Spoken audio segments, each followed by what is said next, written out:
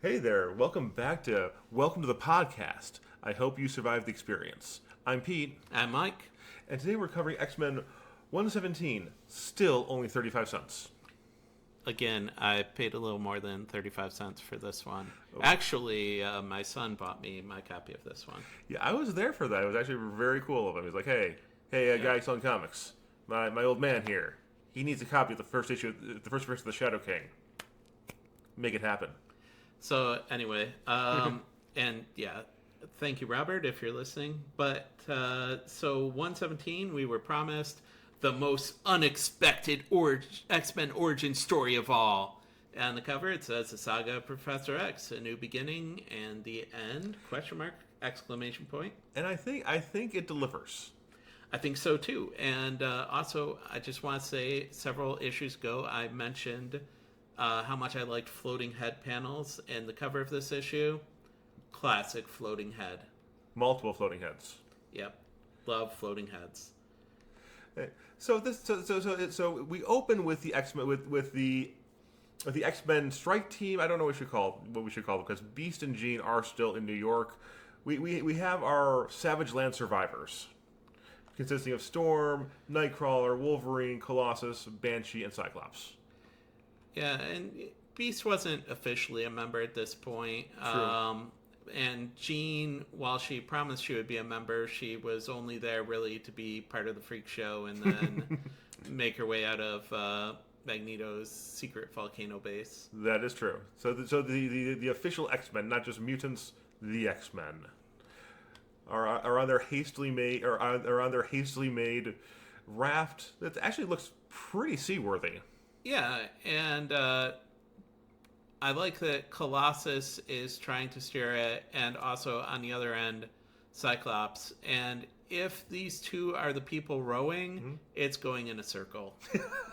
I love the weight distribution. You have Colossus all armored up, so he probably weighs, I don't know. There's probably a trading card that tells us exactly how much that is. And then you have Wolverine, who does not yet have an adamantium skeleton, or That we know about. or he's being ridden as having. And then you have Kurt Wagner, who must weigh like 120 pounds. On the other side of the ship is Colossus. 120 pounds soaking wet, which of course he is because of this storm. And so the X-Men are in one of the most notoriously difficult weather parts of the globe, Yep. off of Cape Horn.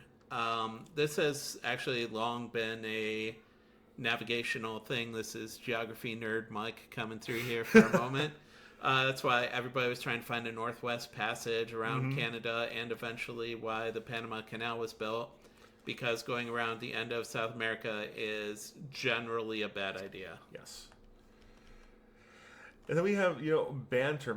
We have, everyone's complaining about the storm. And you have, they complain about the storm, they're also complaining about Storm. I did say at the end of the last issue that why is Storm not the one pushing the raft? And Storm is like, hey, I'm doing my best up here. When they question her about why she's not using her powers, she's like, I have limits at this point in time. I may not in the future, but at this point in time, I have limits. Yeah, I'm trying my hardest, man. Yeah, this is before she could conjure thunderstorms in interstellar space, which I'm still not sure is a thing. I mean, or when she was paralyzed and created the biggest storm ever seen on the eastern seaboard. Oh, we're covering some cool stuff.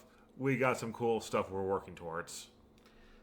So basically, the X-Men have no real hope for doing anything other than just trying to survive.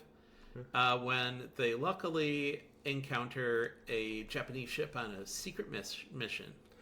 I mean, I'm gonna be honest with you. I had hoped this was Dr. Astronaut Peter Corbeau in some kind of disguise, as he is also a captain.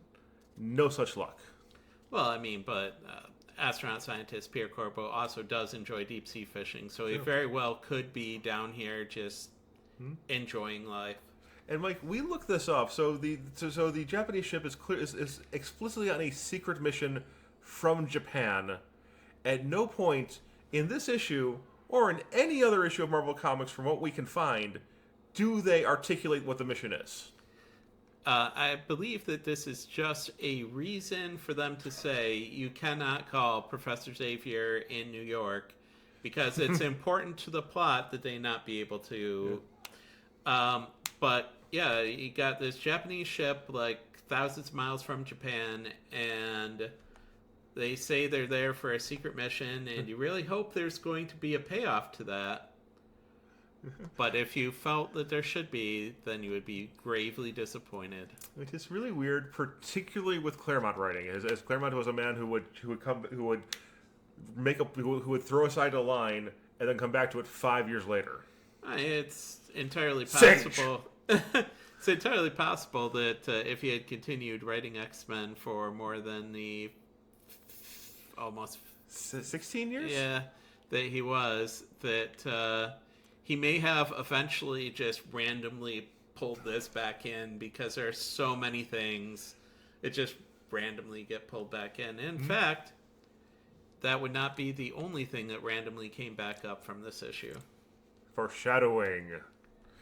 And then we just have a picture. I just love Cyclops' goofy face. It's just like, I am happy. I am not on a ship that's. I don't need to worry about drowning because the woman I'm hanging out with doesn't want to control the storm that she can control. How you doing? My name's Cyclops. Not my name's Scott. Yeah. My name's Cyclops. And I like that he's drawn with like 2 red circles for eyes as opposed to it being lit up the whole way across. Yep. Makes his face a little goofier, honestly. I just want to say, before we move on, like, the Storm, Storm the woman is being drawn beautifully. The Storm that Storm is in is also just gorgeous. We spend a lot of time on this podcast going, you know what, John Byrne, he might have some talent. This is one of those things that shows he might have that talent.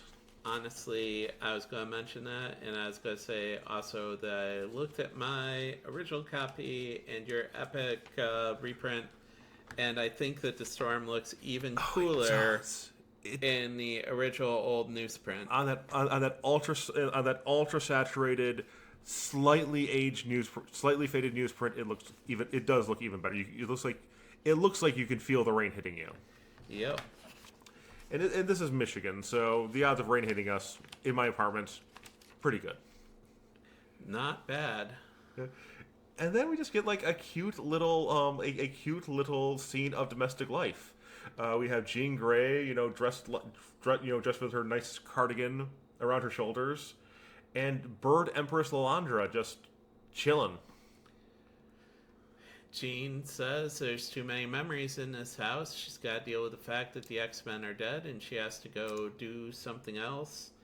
It doesn't say in this issue what she's going to do. Do you remember? They're going to show her at the airport later, where she runs into Misty Knight. Right. And then she basically just says to Misty Knight, "Yeah, I'm going to go do stuff."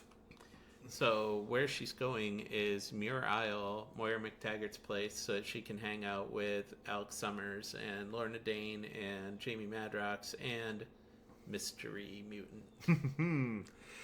Honestly, of all the people to hang out with, if I thought all my friends died, Jamie Madrox is probably who I would go to. I mean, Alex Summers is pretty cool. Yeah. But Jamie's just like good people. And he will tell you dad jokes until you start to smile. I like that you say it. Jamie is good people because of his power of making duplicates of himself. Yep. All of the Jamies are good persons, except for one, and we'll get to that in 30 years if we keep covering comics. Something like that. So Lilandra is kind of thinking about that. She could have had a really cool Shi'ar husband, but she decided on Charles Xavier instead. In fact, she takes some time to be like, man, it kind of sucks that I could have had a really cool husband, but instead I've got Charles Xavier. I could have picked anyone in my multiple solar system spanning empire, and I picked the mammal. And it's kind of funny also because if she had not reached out to Professor Xavier, she would have died. Yes. He really is a safety net. And it's honestly kind of cute. This is a woman who commands multiple solar systems. I mean, she will go on to command... She formerly commanded several solar systems and will go on to command several solar systems. And now she's just bringing coffee and biscuits to her depressed boyfriend. No. Bagels. With cream cheese and lox. Okay. I'm turning around. And, bagel things. So, she...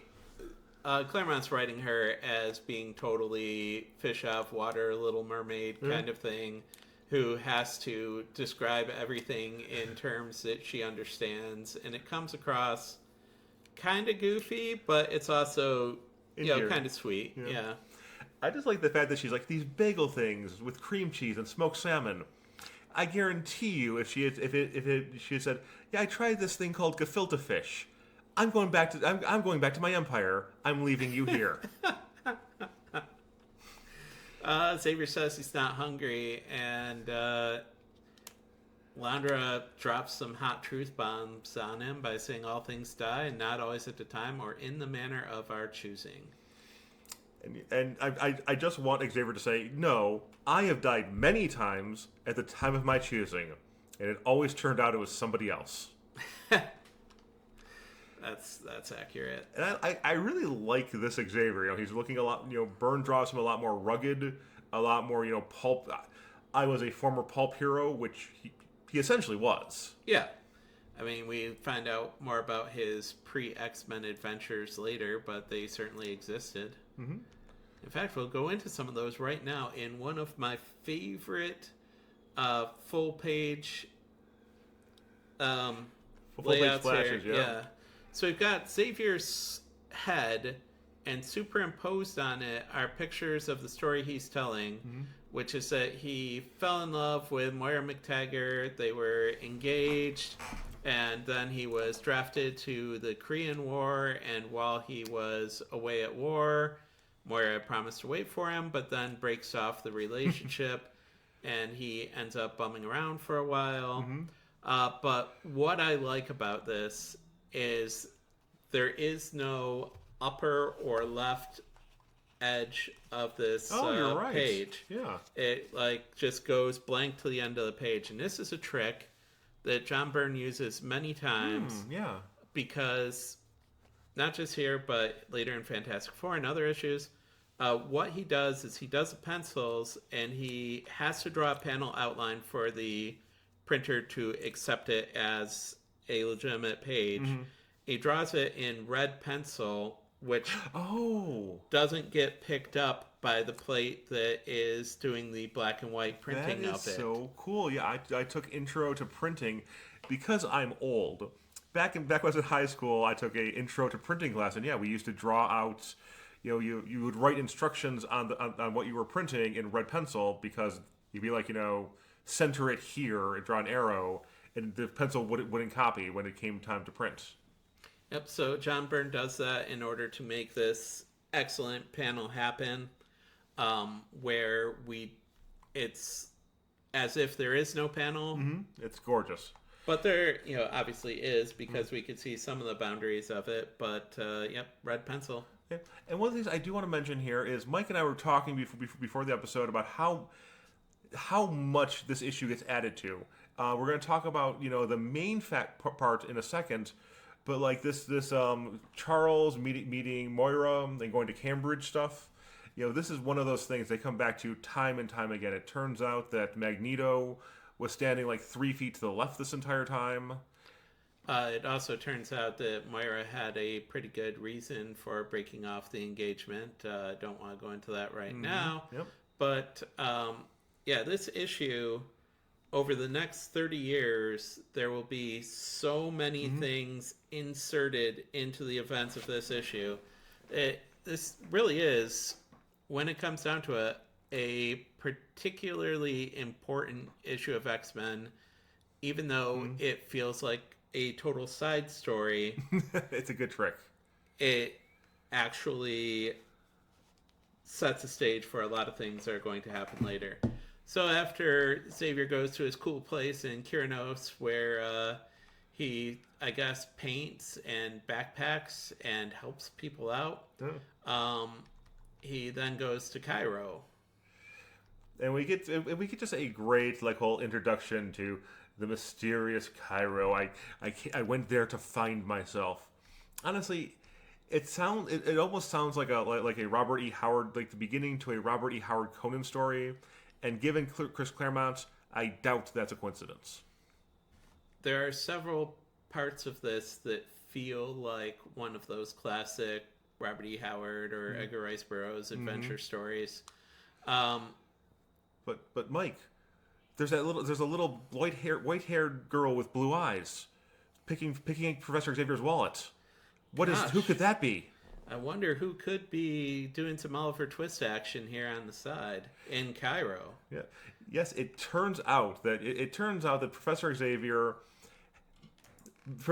met many mutants before they were X-Men, and the first one we learn about is his interactions with the young Aurora Monroe, who steals his wallet. And then he can psychically hear her laugh about it. So she not only steals his wallet, but she makes fun of him for it. Now, this is the second time, I believe at least the second time we've learned about Storm's background. In the Nanny episode, in the Nanny issue, we learned that her Finnegan used to keep her locked in a room, and that's what helped. That's one of the things that perpetuated made her open a safe with her feet. Yeah. But it first shows up as part of a giant thing about her claustrophobia in Uncanny X-Men 102, which is before the time that before the Byrne era by a few issues. Yep. And then we learned that Charles Xavier, Korean War veteran, takes the time to psychically punch an 8-year-old in the head, an 8-year-old in the psyche for stealing his wallet. And he takes it back from her, and he in turn gets hit by a psychic bolt, which Aurora, being a thief, is like, better get out of here. And he's holding his wallet when he gets hit by the bolt, so I like to think that he drops it and Storm makes off with it. I like that too, and I just want to point out, like Byrne is such a good artist. In the panel immediately after Xavier punches her with a psychic bolt, her brain is you can see on her face, her brain is in neutral. Yep. Xavier's also wearing a sweet, like, white jungle adventure suit with a cool hat. I mean, oh yeah, he is pulp heroing it. He is living his best Indiana Jones 3 or 4 years before Indiana Jones is a thing life.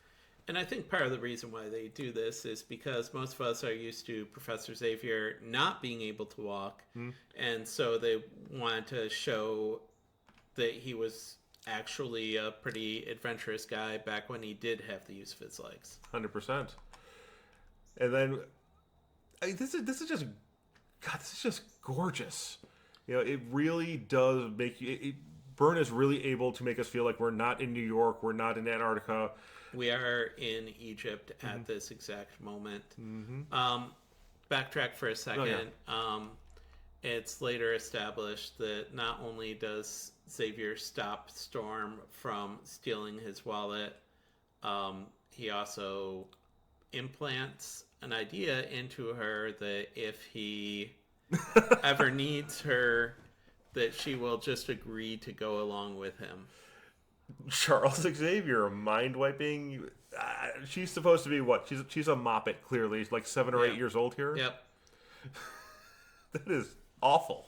But that being said, at this point, we don't know about that. And in fact, it probably was not the intention of Claremont, because he said one of his difficulties writing X-Men at this time is that Professor Xavier was too good of a guy. That won't last. That will not last. Mike, I think maybe do you want to maybe we should work on a document, the many crimes of Professor Xavier, starting with this one. I don't think that we could reasonably finish that at any point in time. But yeah, so I don't think it was intended to be in here, but like I said, there's a lot of things inserted into the story later. Yep, we will see this many times from Xavier's perspective and Storm's perspective, and the perspective of the man we're going to meet in but one page, the Shadow King. So here we go into Xavier realizes that he was attacked, and he realizes it's coming from a nearby bar, and he goes in, and this is very 1940s movie / Pulp Fiction, even though it's definitely late 50s, I believe. Yep, it'd have to be right after the Korean War. Yep. Now, I just want to say one thing, Mike. I don't mean to correct you. This is a den of iniquity, if I have ever seen one. Yeah, and Shadow King basically says that in a minute, and Xavier sits down, orders coffee, and says that he's going to wait for the guy to make an appearance. He'll find me. Also, I do believe we see this scene from Zan McCoy's perspective as well. Yes, at we some do. point. Yep. Is McCoy? Karma. From from New Mutants, but I forget her last name. Yep. But so when Amal Farouk enters the room, he has two women with him, and immediately sits down at another table and telepathically says to Xavier that he's welcome there, and that he can partake of any of its manifold delights. And Xavier's like, "Nah, I'm good." Yeah. That's what I point out at the top page. So Byrne is such a talented artist. I have to assume this was done deliberately. There is a woman who is like breaking her own neck in fear. She is facing forward. She has her head turned. It has to be like a 200-degree angle, or like a 100-degree angle, staring at Farouk in utter fear. He's a scary guy. Yep. And you know what? I like the fact, as a fat man, I like the fact that he is drawn as a fat man. Wilson Fisk is drawn as a man who is 300 pounds of muscle. Farouk is clearly 300 pounds of pastry. And that later is established that it's because his mind is so powerful that he doesn't care about his, but he doesn't need to be physically fit at all. Yep. In order to do the things that he wants to do. Yes, he's living his best mind life. And then Xavier's like, Xavier's basically like, Shadow King is basically like, hey, why don't you come over and hang out with me, and we'll do some completely amoral shit. And Xavier's like, but we should do moral shit. You could do moral shit with me. And Shadow King's like, but I don't like to do moral shit. I want to do some sketchy things. Now and then Xavier actually projects, and he's like, "This is literally the first time I have ever encountered another individual on the psychic plane." But he learns how to do it pretty fast. Yeah. Shadow King says that he gets to choose where they're fighting, and he makes this weird, like, diagonally floating platform. He also says, hey, I get to choose what weapons we use. It picks flaming swords. Yeah. Now, one thing I do find really interesting here is, in the future, the Marvel psychic plane will be established as a very purple place, a very pink, very purple place. But in this, astral projected selves will often be shown as purple or pink. Betty Braddock and Jean Grey's special effects are purple. In this, they're both blue. Yeah, I didn't really think of that much, but yeah, they're definitely blue. And Xavier chooses the form of a conquistador? Yeah, that's really not the form you want to take when you're saying, let's do moral things. I'm going to be a conquistador. What could be more moral than that? The answer is pretty much anything. Pretty much, yeah. And Shadow King chooses the form of a Rock'em Sock'em robot? Samurai adjacent, maybe? Samurai adjacent, but yeah, it does feel kind of Rock'em Sock'em. But panel to panel, his look changes quite a bit, too. Yeah, the next panel, he's just straight up a devil, a demon.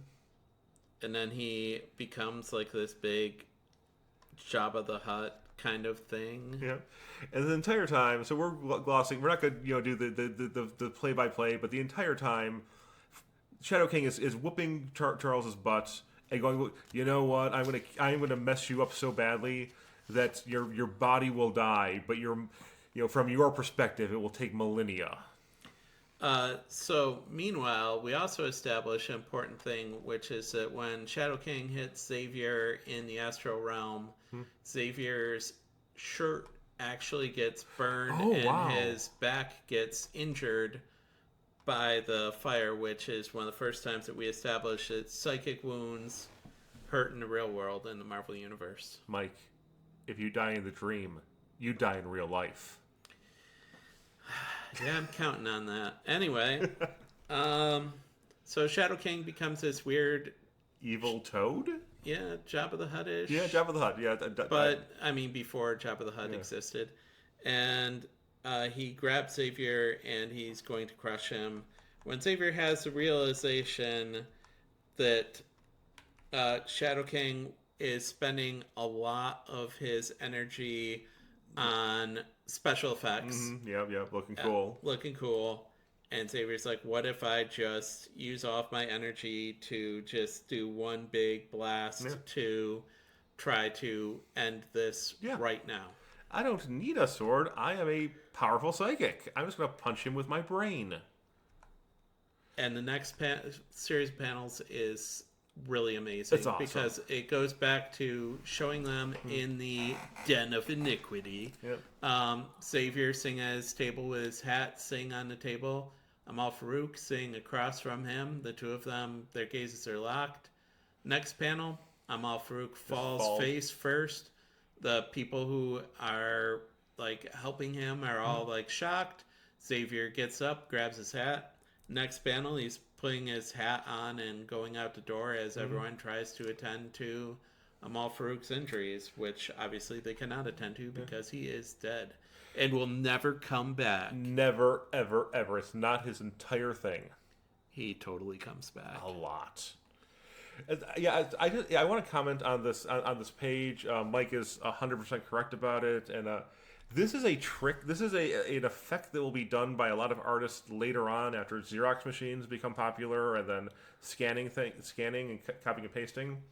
Xavier and Farouk, there's a lot of movement, and then all of the other and then the woman and the three guys in the middle, there's like minimal movement, and the background is exactly the same. Except the bartender disappears. True. What's that bartender doing? Something shady, I think. Probably. But then the bar, the beaded curtains, all of that is drawn, is drawn 4 times. I mean, it would have to be drawn, right? Photocopy machines weren't really a thing in the late 70s. I mean, they were a thing, but existed. But I doubt that someone working on a per diem at Marvel could afford to be doing it regularly. Yeah. And then the Xavier's like, well, this is the first time I realized a mutant could be up to no good. And as he's leaving, you could see him reach to feel the wound on his back. Mm-hmm. Yeah. And this is the first time he encountered an evil mutant, which is categorically incorrect. Categorically incorrect, but it gets. Like I said, there are many things that are inserted into the events of this issue later. Mm-hmm. And they come back to Xavier in his ascot and his smoking jacket. And they actually mention Lucifer. Not the devil. But an alien who in X-Men number 20 crippled Xavier in Tibet. Lucifer's only real thing he ever did is cripple Xavier. So he, only did one thing, but he did it pretty importantly. I think for decades that was Lucifer's only appearance until it became cool to bring back minor characters. Yep. And then Hunter's like, "Listen to me, my silly mammal." I'm sorry. I find their interspecies love offensive. And she says, I want you to come back to the Shi'ar Empire with me. And he says, yeah, that sounds good. I'll go to the Shi'ar Empire. I'll go wherever you are. Wherever that may lead me. I feel like this is a power ballad we can break into. And now we're at Kennedy Airport, and Jean Grey is at the Pan Am terminal. Yeah. And they announce a Japan Airlines flight, nonstop to Tokyo boarding. Which, from New York, has to be a heck of a ride. Yeah. I mean, when I went to Tokyo from Detroit, we did several layovers. Yeah, and from New York, you have to add, another 45 minutes? Yeah, it's good. I mean, we were over the Pacific Ocean for like 12. Jean Grey, or not Jean Grey, but whoever gets on this Tokyo plane is going to be on that plane for a long time if it's nonstop. And I believe that is Misty. That is Misty Knight, Jean Grey's roommate before Fire Lord trashed their apartment. Mm-hmm. Oh, Fire Lord. Which, by the way, exactly 10 issues ago, yes, this is the 10th episode of Welcome to the Podcast. Nice. And I don't know, it just seems like like roommates should have better communication. You know, they have both lived lifetimes in those 10 issues. But at the same time, they were only roommates for like a day, because when Jean Grey was like, hey, Mom and Dad, come and look at my apartment. Come and meet my new roommate. I'm cool. I'm living on my own in the big city. Fire Lord just showed up and destroyed it and then said, sorry. Oops. As an aside, I just want to point out, I love that Fire Lord's entire thing is like showing up, accidentally causing chaos, and then just moving on. I mean, it's a good gig if you can get it. Yep. So when Jean is waving goodbye to Misty, we get like a cool image where Byrne makes the Japanese flag be the background, the awesome Imperial Japanese flag. And then it says that Jean's going somewhere. They're not telling us where yet. Which is very odd. She also doesn't bother to mention that, her boyfriend and everyone that and all of her and a bunch of her friends are dead. Well, especially because Misty says to her, give my love to Scott. Yeah. And Jean is like, yeah, sure. And we do learn next issue that Misty has been going around the Marvel Universe going, hey, that's Scott Summers? Freaking hot. Actually, it's her best friend, Colleen Wing, who feels that way. Ah. And Scott. she definitely feels that way. So, a couple things in the original copy to discuss here. Number one is that there was a letter that I found highly amusing that was sent by the Evil Mutant fan club. They said that they really liked it because Magnificent Magneto seized the inferior X-Men, loved a technologically advanced underground complex, as did we. Defeated the X-Men in an all-out battle without even raising a sweat. Yeah. And humiliated them with Nanny. They're like, we love Evil Mutants, and we love seeing the X-Men. Evil Mutants are pretty awesome. I mean, yeah. So, Mike, I think, this is... this is like, I think, the first issue that... We ever reviewed 9 awesome issues of X-Men. Yep. I think this is the one this is the first one that really feels like the X-Men. Those were definitely awesome adventure comics with the X-Men, but here we're getting into this long, meandering mythology that that's going to define Claremont.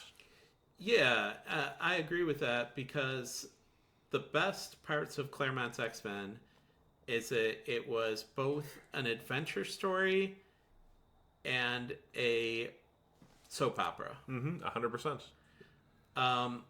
And in fact, like in the bullpen bulletin section of this, which for those who don't know, Marvel would do every month a one-page sheet in their comics that talked about what was coming up and what... it would do all the comics they were publishing that week or that month and doing like, hey, here's a little... in this episode, Doctor Who fights a mercenary robot. That's a thing. And what they have to say about the X-Men is that if you haven't been reading X-Men lately, you're missing out on one of the greatest long form adventure stories since the Iliad.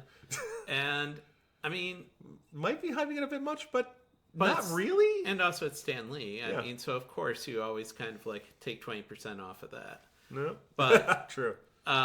yeah, I thought it was kind of interesting that they mentioned the Iliad specifically because it does feel like the X-Men are journeying to a destination and aren't sure what's going to await them That's there. actually very, very fitting.